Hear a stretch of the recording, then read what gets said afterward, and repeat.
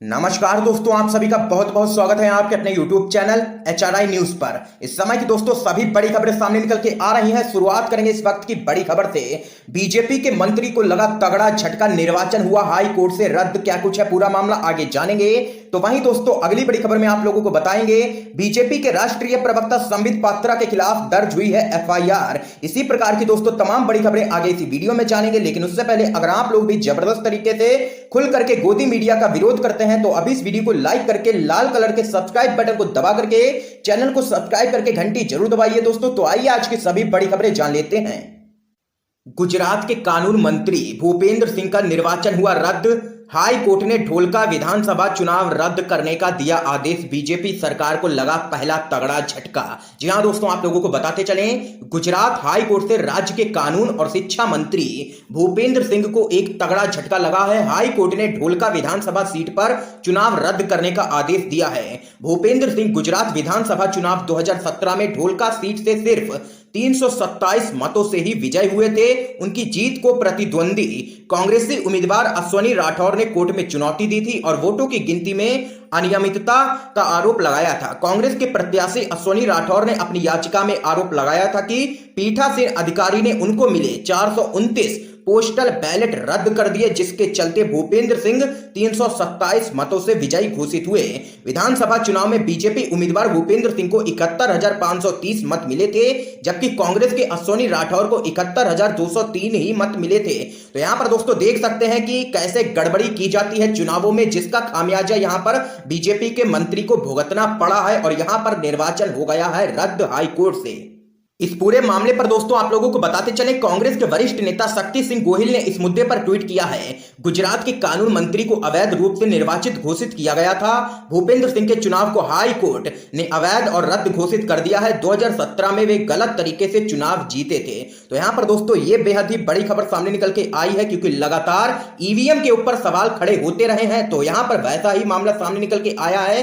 देख सकते हैं 429 पोस्टल बैलेट रद्द कर दिए गए थे, जिसकी वजह से कांग्रेस का उम्मीदवार जीतना चाहिए था, लेकिन बीजेपी का उम्मीदवार वहां पर 327 मतों से जीत गया। ऐसे गड़बड़ी की जाती है चुनाव के जो परिणाम आते हैं उसमें। तो यहां पर दोस्तों ये बड़ी अपडेट सामने निकल के आई। आइए एक और बड़ी खबर आप लोगों को बताते चलें।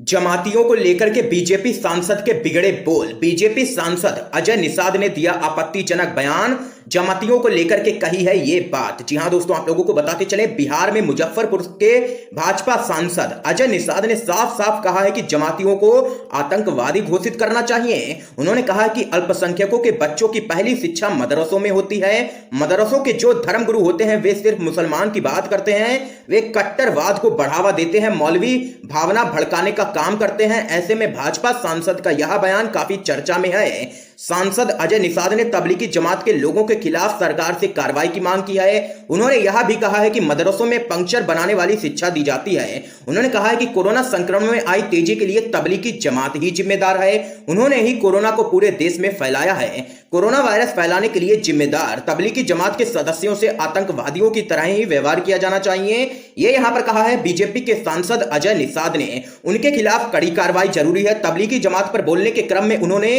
अल्पसंख्यक समुदाय को भी निशाने पर ले लिया है, जिसके बाद यहां पर सोशल मीडिया पर बीजेपी पार्टी की काफी फजीहत हो रही है, क्योंकि अभी तक बीजेपी के सांसद पर कोई भी कार्रवाई नहीं की गई है और लोग यहां पर लगातार यही मांग कर रहे हैं कि बीजेपी के सांसद अजय निषाद पर सख्त से सख्त कार्रवाई की जाए और ऐसा कोई भी नेता हो जो ऐसे बयान देता हो उस पर कार्रवाई की जाए, क्योंकि यहां पर यह बेहद ही आपत्तिजनक बयान है। यहां पर पूरे मुस्लिम समुदाय को लिया है बीजेपी के सांसद अजय निषाद ने निशाने पर। दोस्तों अगर आप लोग भी बीजेपी के सांसद पर सख्त से सख्त कार्रवाई की मांग करते हैं तो अभी इस वीडियो को लाइक करके अपना समर्थन जरूर दर्ज करवाइएगा। तो वहीं दोस्तों एक और बड़ी खबर आप लोगों को बताते चलें, बीजेपी के राष्ट्रीय प्रवक्ता संबित पात्रा के खिलाफ दर्ज हुई है FIR। बड़ी मुश्किलें, क्या कुछ है पूरा मामला दोस्तों आप लोगों को बताते चलें। छत्तीसगढ़ की राजधानी रायपुर में बीजेपी के राष्ट्रीय प्रवक्ता संबित पात्रा के खिलाफ यहां पर FIR दर्ज की गई है। रायपुर के सिविल लाइन पुलिस थाने में 11 मई की रात शिकायत के बाद FIR दर्ज की गई है। यूथ कांग्रेस के छत्तीसगढ़ प्रदेश अध्यक्ष पूर्णचंद पाढ़ी की शिकायत पर FIR क्रमांक 2020 के तहत भादवी की धारा 153A 50502 298 के तहत संबित पात्रा के खिलाफ अपराध दर्ज कर लिया गया है। पात्रा पर पूर्व प्रधानमंत्री पंडित जवाहरलाल नेहरू और राजीव गांधी को लेकर के आपत्तिजनक पोस्ट ट्विटर पर शेयर करने का आरोप लगा है, जिसके बाद यहां पर एफआईआर दर्ज हुई है कांग्रेस पार्टी की तरफ से और यहां पर सख्त से सख्त कार्रवाई की मांग भी की गई है। तो वहीं दोस्तों एक और बड़ी खबर आप लोगों को बताते चलें। गुजरात में पत्रकार पर राजद्रोह का केस हुआ दर्ज, कांग्रेस ने सीएम रूपाणी पर किया हमला। जी हां दोस्तों, क्या कुछ है पूरा मामला आप लोगों को बताते चलें। गुजरात के लोकल वेब पोर्टल के एडिटर धवल पटेल की गिरफ्तारी के बाद प्रदेश कांग्रेस ने मुख्यमंत्री विजय रूपाणी पर जोरदार हमला किया है। कांग्रेस ने कहा है कि अगर कोई सरकार की लीडरशिप की आलोचना करे तो उस पर राजद्रोह के आरोप में केस दर्ज किया जाता है। कांग्रेस ने कहा है कि तो फिर बीजेपी के नेता सुब्रमण्यम स्वामी के खिलाफ केस क्यों नहीं दर्ज किया जा रहा है।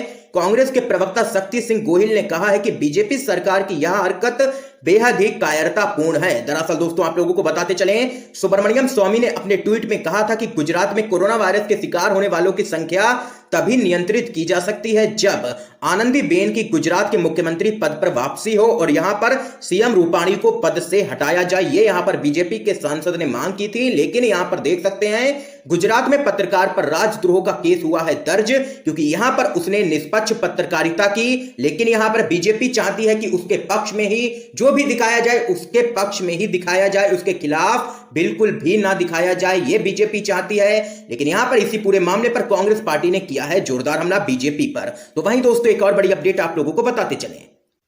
केंद्र की मोदी सरकार डॉक्टर कफिल खान के खिलाफ हाथ धोकर पड़ी पीछे। एएमयू में भड़काऊ भाषण मामले में डॉक्टर कफिल खान की बड़ी मुश्किलें, 3 महीने तक बढ़ी है एनएसए की कार्रवाई। जी हां दोस्तों, यहां पर आप लोगों को बताते चलें, डॉक्टर कफिल खान की मुश्किलें कम होने का नाम नहीं ले रही हैं। डॉक्टर कफिल खान पर लगी रासुका में गृह मंत्रालय ने 3 महीने की बढ़ोतरी कर दी है। डॉक्टर कफिल पर 13 फरवरी को एनएसए लगाई गई थी, वह वर्तमान में मथुरा जेल में बंद है। अलीगढ़ के डीएम चंद्रभूषण सिंह ने बताया है कि डॉक्टर कफिल खान पर लगाई गई एनएसए में 3 महीने की बढ़ोतरी की गई है। 13 अगस्त तक कफिल एनएसए में निरुद्ध रहेंगे। तो यहां पर दोस्तों देख सकते हैं कि लगातार सोशल मीडिया पर यही मांग चल रही है कि डॉक्टर कफिल खान को रिहा किया जाए, क्योंकि इस समय डॉक्टरों की सबसे ज्यादा जरूरत है इस संकट की घड़ी में। लेकिन फिर भी केंद्र की मोदी सरकार बाज नहीं आ रही है। यहां पर गृह मंत्रालय की तरफ से 3 महीने के लिए और एनएसए लगा दिया गया है डॉक्टर कफिल खान पर। तो वहीं दोस्तों एक और बड़ी अपडेट आप लोगों को बताते चलें। जावेद अख्तर के ट्वीट पर भड़के हैं सपा के सांसद, कहा अजान पर बिल्कुल भी दखल अंदाजी बर्दाश्त नहीं की जाएगी। आप लोगों को बताते चलें क्या कुछ है पूरा मामला। वैश्विक महामारी कोरोना वायरस के चलते देश भर में लॉकडाउन लागू है। इसी बीच लेखक और मशहूर गीतकार जावेद अख्तर के अजान को लेकर के किए गए ट्वीट पर समाजवादी पार्टी के सांसद डॉक्टर शफीकुर रहमान बर्क भड़क गए हैं। सपा के सांसद ने चेतावनी देते हुए कहा है कि जावेद अख्तर की इस तरह की बातों को देश का मुसलमान बिल्कुल भी बर्दाश्त नहीं करेगा। सपा के सांसद डॉक्टर शफीकुर रहमान बर्क ने कहा है कि जावेद अख्तर भले ही कोई बड़े आदमी हो, लेकिन उन्हें अजान के बारे में लिखने का कोई भी अधिकार नहीं है। बिल्कुल भी अजान वर्षों से होती आई है और आगे भी होती रहेगी। इस मामले में कोई दखल अंदाजी नहीं कर सकता है, चाहे कोई भी कानून क्यों ना हो। यह शरीयत का हिस्सा है, ये यहां पर कहना है सपा के सांसद का। तो वहीं दोस्तों एक और बड़ी अपडेट आप लोगों को बताते चलें। छोटे बच्चे के साथ ट्रक पर चढ़ते हुए मजदूर की दर्दनाक तस्वीर हुई सोशल मीडिया पर वायरल।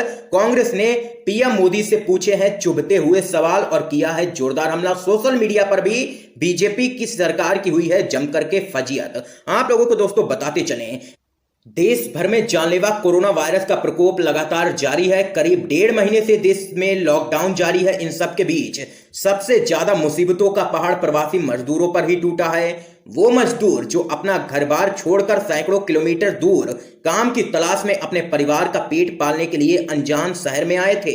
इन्हीं मजदूरों की मजबूरियों को लेकर के अपूरा विपक्ष मोदी सरकार पर हमलावर है। सोशल मीडिया पर मजबूर मजदूरों की हर दिन ऐसी तस्वीरें वायरल हो रही हैं जिन्हें देखकर आंखें भर आती हैं। एक ऐसी ही तस्वीर इन दिनों तेजी से सोशल मीडिया पर वायरल हो गई है। इस तस्वीर में कुछ मजदूर एक ट्रक पर चढ़ते हुए नजर आ रहे हैं। तस्वीर में एक आदमी अपने छोटे बच्चे को एक हाथ से पकड़कर चढ़ रहा है। आदमियों के अलावा औरतें भी नंगे पैर ट्रक पर चढ़ती हुई नजर आ रही हैं। इस तस्वीर को लेकर के अब कांग्रेस के प्रवक्ता रणदीप सुरजेवाला ने मोदी सरकार पर तंज कसा है। रणदीप सिंह सुरजेवाला ने ट्वीट किया है कि मोदी जी, इन्हीं को जहाज में बिठाने का सपना बेचा था ना आपने। ये यहां पर तंज कसा है रणदीप सुरजेवाला ने केंद्र की मोदी सरकार पर। तो वहीं दोस्तों एक और बड़ी अपडेट आप लोगों को बताते चलें।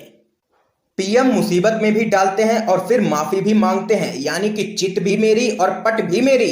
ये यहां पर कहा है झारखंड के मुख्यमंत्री हेमंत सोरेन ने। आप लोगों को दोस्तों बताते चले, झारखंड के मुख्यमंत्री हेमंत सोरेन ने पीएम मोदी पर तंज कसते हुए कहा है कि पीएम मोदी मुसीबत में भी डालते हैं और फिर माफी भी मांगते हैं, यानी कि चित भी मेरी और पट भी मेरी। ये यहां पर तंज कसा है झारखंड के मुख्यमंत्री हेमंत सोरेन ने, क्योंकि यहां पर विपक्ष लगातार हमलावर है केंद्र की मोदी सरकार के ऊपर, क्योंकि यहां पर मजदूरों को लेकर के कोई भी सख्त कदम नहीं उठाए गए हैं, क्योंकि मजदूरों का पलायन लगातार जारी है और वो वहां से पैदल आने को मजबूर है जहां वो रोजी रोटी कमाने गए थे। और देख सकते हैं लगातार दिन पर दिन ऐसी तस्वीरें सामने आती हैं जो केंद्र की मोदी सरकार को कटघरे में खड़ा करती हैं, क्योंकि लोगों की तरफ से सवाल यहां पर यह भी खड़े हो रहे हैं कि जो पीएम केयर फंड में पैसा आया है उसको क्यों नहीं खर्च किया जा रहा है, या खर्च किया भी जा रहा है तो कहां पर खर्च किया जा रहा है। ऐसे सवाल भी खड़े हो रहे हैं केंद्र की मोदी सरकार पर। तो यहां पर दोस्तों आज की ये सभी बड़ी खबरें सामने निकल के आई जो हमने आप लोगों तक पहुंचाई। इन खबरों पे जो भी आप लोगों की राय हो कमेंट बॉक्स में कमेंट करके हमें जरूर बताइएगा और इस वीडियो को ज्यादा से ज्यादा शेयर जरूर कीजिएगा ताकि आप सभी के दोस्त भी इन खबरों को जरूर जान सकें।